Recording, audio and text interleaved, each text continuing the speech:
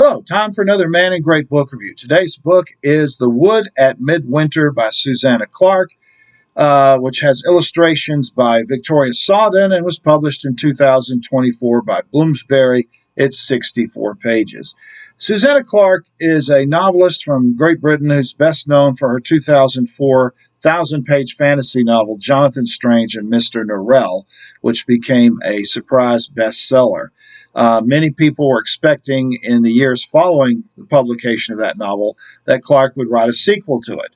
But shortly after the novel came out, Clarke was diagnosed with chronic fatigue syndrome, a condition that left her so disoriented and exhausted that she wasn't able to write anything for 16 years.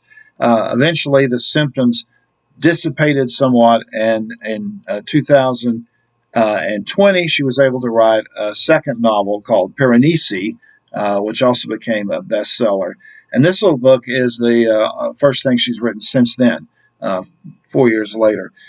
This is really a short story, and it's really more intended for children than adults. It has a Christmas setting.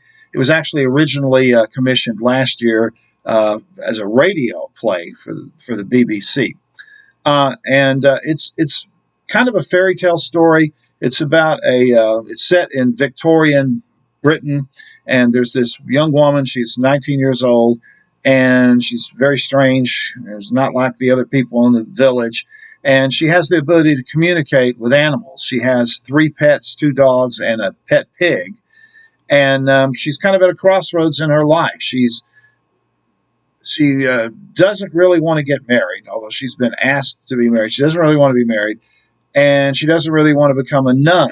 And so she doesn't, but she has this strong urge to raise a child. And one day she wanders off into the forest near the village with her 2 dogs and her pig. And she has a vision where she sees a vision of herself in the future where she's raising a baby bear, an orphan bear cub, and she realizes that's going to be her destiny. So it's a strange little story. There's not a lot to it, really. It doesn't have much character development. I don't know. It's a sweet little tale, but it doesn't. There's not a lot to it, is what I'm saying. So if you're looking for the complexity of Jonathan Strange and Mr Norell or one of our other short stories, it's not really that. It's kind of a sweet little story that doesn't have a whole lot to it. The afterword is actually more interesting, I think, than the story itself. In the afterword, she tells what inspired her to write this story. She was inspired by her father and the singer-songwriter Kate Bush, who's always been an inspiration for her. Kate Bush has inspired a lot of writers, especially in Britain. So the afterwards actually pretty, I think, more intriguing to me than the story itself is.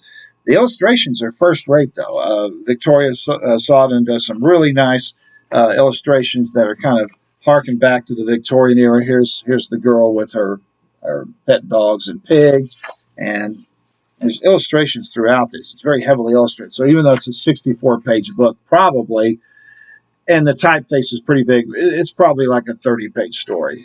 So it's a real short book with not a whole lot to it, but it is a nice. And of course, if you love Susanna Clarke's writing, she writes very lyrical prose. It is very beautifully written.